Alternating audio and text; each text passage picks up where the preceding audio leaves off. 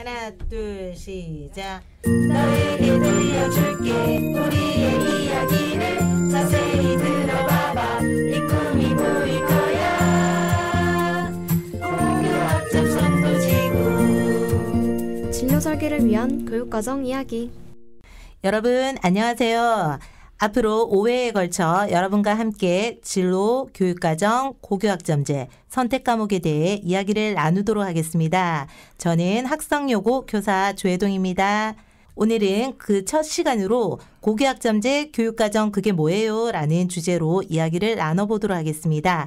자, 그럼 오늘 함께 이야기하실 분 소개하겠습니다. 울산시 교육청 중등교육과 명동선 장학사님. 안녕하세요. 울산고 교육과정 담당 교사 이찬엽 선생님. 네, 반갑습니다. 그리고 학성여고 성신고 학부모님. 네, 안녕하세요. 와 함께 하도록 하겠습니다. 소중한 시간 내주셔서 감사합니다.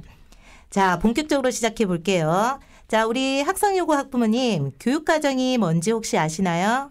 네, 대충은 알고 있습니다. 대학 커리큘럼처럼 학교에서 3년간 배우는 과정을 교육과정이라고 하는 것 아닌가요? 네, 너무 잘 알고 계시는데요. 그럼 지금 학성여고 우리 부모님은, 어머님은 자녀가 어떤 교육과정을 배우는지 알고 계시나요? 글쎄요, 그건 잘 모르겠는데요. 사실 잘 들여다본 적이 없습니다. 부끄럽게도요. 부끄럽긴요. 저도 잘 몰라요. 다들 그러실걸요? 혹시 성신고 우리 어머님은 교육과정에 대해 얼마나 아시나요? 저는 가끔 학교 홈페이지에 들어가 보는데요. 사실 들어가서 봐도 우리 학교 다닐 때랑은 너무 달라서 무슨 말인지 잘 모르겠더라고요. 좀 복잡하기도 하고 보는 방법도 잘 모르겠고. 맞습니다. 그럼 우선 이찬엽 선생님께서 우리 울산에서 아주 유명한 교육과정 전문가예요.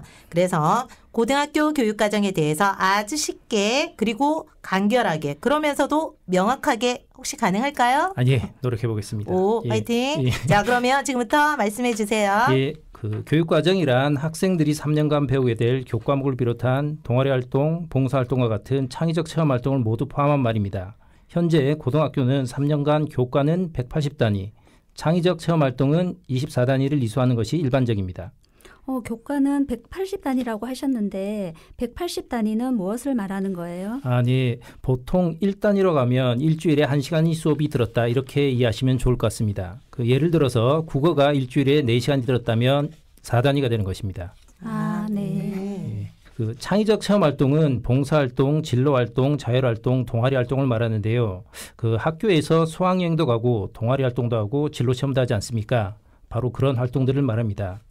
창의적 체험 활동은 대부분 학교에서 계획한 활동에 성실하게 참여하시면 되고요. 특별히 봉사활동 외에는 신경 쓰지 않으셔도 될 것 같습니다. 그럼 창체는 봉사활동만 신경 쓰면 되는 거예요?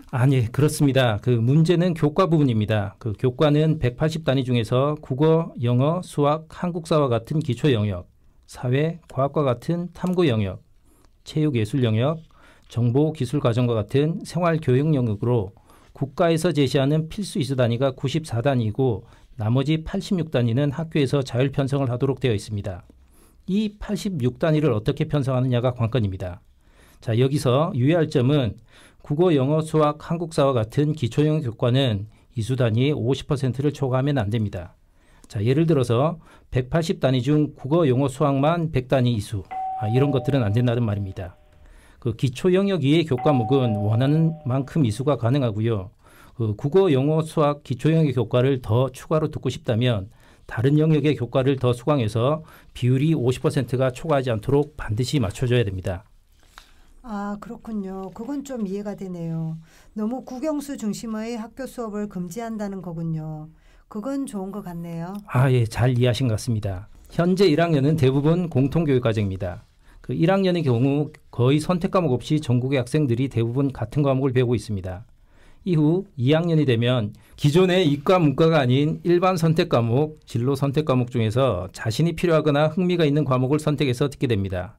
전에 말씀드렸던 학교에서의 자율 편성은 바로 여기에 해당된다고 보시면 됩니다. 일반 선택 과목은 각 교과의 기본적 이해를 바탕으로 하는 과목입니다. 성취 수준과 등급이 모두 생활 기록부에 기록이 되는 과목입니다. 반면 진로 선택 과목은 교과 융합, 심화, 실생활 체험 등이 가능한 과목으로 등급은 제시되지 않고 성취 수준만 기록되는 과목입니다. 그렇다면 장하사님, 기존의 문과, 이과라는 계열 구분이 없어졌다는 거는 학생들이 사회, 과학 과목을 자유롭게 선택할 수 있다는 말이죠. 그렇게 해도 학생들이 수능을 보거나 대학 진학에 있어 신경 써야 할 부분이 있을 것 같은데요. 네. 2022학년도 수능부터는 국어 영역, 수학 영역, 탐구 과목을 자유롭게 선택할 수 있습니다. 국어 영역은 화법과 작문, 언어와 매체 즉 문법 중에서 선택하여 시험을 칠 수 있고요. 또 수학도 미적분, 확률과 통계, 기하 중에서 선택할 수 있습니다. 탐구는 기존처럼 사회탐구나 과학탐구 중에서만 선택을 해도 되고 사회탐구와 과학탐구를 각 한 과목씩 선택해도 됩니다. 단 각 대학에서 요구하는 탐구 과목이 정해져 있을 수 있기 때문에 확인은 반드시 해야 합니다. 예를 들어 부산대학교 화학공학과를 지망하려면 수능 과목에서 반드시 탐구는 과학탐구 2과목을 응시를 해야 하거든요. 그에 맞게 준비를 하셔야 합니다. 예, 덧붙이면 각 대학에서 일반 선택 과목과 진로 선택 과목 수를 지정해서 가산점을 부여하기도 합니다. 그것 또한 확인해 주시기 바랍니다. 자, 예를 들어 서울대에서 진로 선택 과목을 3과목 이상 수강해야 가산점을 준다면 그 기준에 맞는 과목을 선택을 잘 해야 되겠지요. 아, 그렇군요. 과목을 단순히 선택만 하는 것이 아니라 진학에 관한 부분까지 고려하여 과목을 잘 선택해야겠네요. 그럼 2학년부터 선택하는 선택 과목은 학생이 직접 정하는 건가요? 아니면은 학교에서 대략적인 가이드라인을 정해주는 건가요?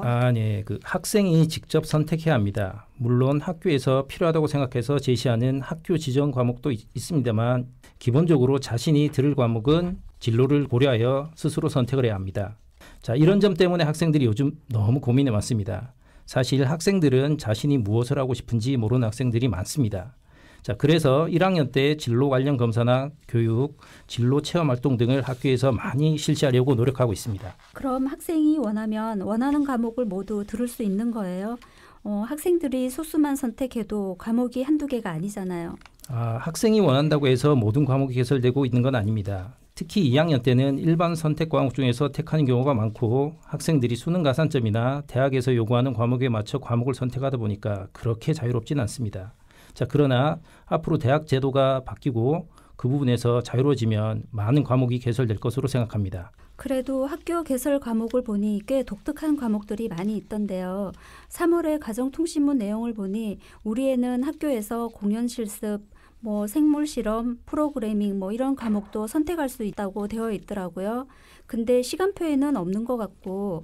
네. 그 주로 진로 선택 과목을 보면 13명 이하로 운영되는 소인수 과목이나 거점형 수업인 연극, 교육학, 심리학, 마케팅, 사회문제 탐구 등 이러한 생소한 과목들이 많이 개설된 것을 볼 수 있을 것입니다. 일반고에서도 특목고나 전문계고에서 개설된 과목을 들을 수 있거든요. 학교에서는 좀 더 많은 과목 선택권을 주기 위해서 이런 과목도 개설하여 수업을 열어주고자 노력하고 있습니다. 소인수나 거점요? 그게 뭔가요? 기존의 방과후 수업 같은 건가요? 소수의 학생들이 신청해서 일과 중에는 과목을 개설하지 못했지만 방과 후에라도 학생들이 들을 수 있도록 13명 미만의 과목도 개설을 하게 되는데요. 이것을 소인수 수업이라고 합니다. 그래도 학교 단위에서 개설하기 어려울 때는 여러 학교 학생들을 모아서 과목을 개설하기도 하거든요. 이것은 거점형 공동교육과정이라고 합니다. 또한 올해 초에 온라인으로 원격 수업을 했던 것처럼 온라인으로라도 과목을 이수할 수 있도록 교육청과 교육부 단위에서 수업을 개설해 주기도 합니다. 현재 울산광역시 교육청에서는 거점 수업과 온라인 공동교육과정을 개설해서 1,140여 명의 학생들이 수강을 하고 있고요. 이런 교육들은 모두 무료로 이루어지고 있습니다. 그렇군요. 그럼 학생이 마음만 먹으면 자신이 원하는 과목을 들을 수 있도록 되어 있네요. 네, 그렇습니다. 학생들이 진로를 정하면 진로에 따라서 과목을 선택하고 그 내용들이 진학과도 연결되는 그런 구조입니다. 그 진학과 관련된 내용은 또 다음 시간에 알아보도록 하겠습니다. 그럼 교육과정이 나온 김에 요즘 고교학점제라는 말들을 많이 들어보셨을 텐데요. 사실 지금 학성여고와 성신고는 고교학점제 연구학교와 선도학교를 운영하고 있거든요. 장하사님, 고교학점제가 무엇이죠? 네, 고교학점제는 교육과정과 아주 밀접한 관계가 있습니다. 대학의 교육과정을 떠올리시면 좀 쉬울 것 같아요. 대학에 입학하면 학생들이 먼저 수강 신청을 하잖아요. 자신이 듣고 싶은 과목을 수강 신청하여 자신만의 시간표를 완성하게 되지요. 그리고 수강 신청한 과목을 이수하면 학년이 올라가고 졸업을 하게 되잖아요. 고교학점제도 비슷합니다. 학생들이 공통 과목을 이수하고 그 다음부터 진로에 맞게 과목을 선택하지요. 그럼 그 과목에 대한 학점을 다 이수하면 졸업이 되는 겁니다. 대학처럼 강의실을 옮겨 다니면서 강의를 듣는 건가요? 그럼 학반, 담임 뭐 이런 건 어떻게 되는 건가요? 네, 고교학점제가 되면 사실 학급보다 교과목이 더 중요해질 수도 있어요. 그만큼 학생 개개인에 맞는 교육과정이 정해지는 것이고 평가도 그에 따라 달라지게 됩니다. 현재 고등학교에서도 이미 2학년이 되면 자기 교실에서 수업하는 것보다 이동 수업이 더 많이 이루어지고 있습니다. 고교학점제로 가는 중이지요. 근데 학생들이 대학처럼 막 이동하고 그러면 교실도 많이 필요하지 않을까요? 그 많은 과목을 모두 이수할 수 있는 여건이 지금 구축되어 있나요? 그래서 고교학점제 준비를 위한 교과 교실을 구축하는 데 많은 노력을 기울이고 있습니다. 인원에 따른 다양한 규모의 교실을 갖추고 학생들의 이동을 최적화하는 동선을 구축하기 위해서 많은 노력을 기울이고 있습니다. 울산광역시 교육청에서도 온라인 스튜디오나 학생들 공강에 따른 휴게실 구축에도 많은 노력을 기울이고 있습니다. 그런데 평소 학생들을 보면 이동 수업을 굉장히 힘들어하고 또 학교 환경을 바꾸려면 비용도 많이 드는데 장하사님, 왜 고교학점제가 필요한 거죠? 고교학점제의 목적은 학생 맞춤형 교육과정을 개설해서 개개인의 특성에 맞는 역량을 갖춘 학생들을 길러내는 겁니다. 이러한 학생들이 미래를 대비할 수 있게 하는 것이죠. 현재 다양한 직업들이 생겨나고 AI 기술도 나날이 발전하고 삶의 방식들도 달라지고 있잖아요. 이런 세상에 적합한 인재를 만들기 위해서 전 세계가 움직이고 있어요. 아, 그렇군요. 저도 어느 다큐멘터리에서 유럽의 고교학점제를 본 적이 있는데요. 이제 우리나라 교육도 선진국형 교육으로 바뀌어가고 있는 과정이 아닌가 생각이 듭니다. 자, 여러분, 오늘은 교육과정과 고교학점제에 대해서 간단히 살펴보았습니다. 조금 어려웠는지 모르겠지만 교육과정이 무엇인지, 그래서 내가 무슨 과목을 들어야 할지, 내 진로에 맞는 과목은 무엇일지 고민의 문을 열어준 시간이 되었으면 좋겠습니다.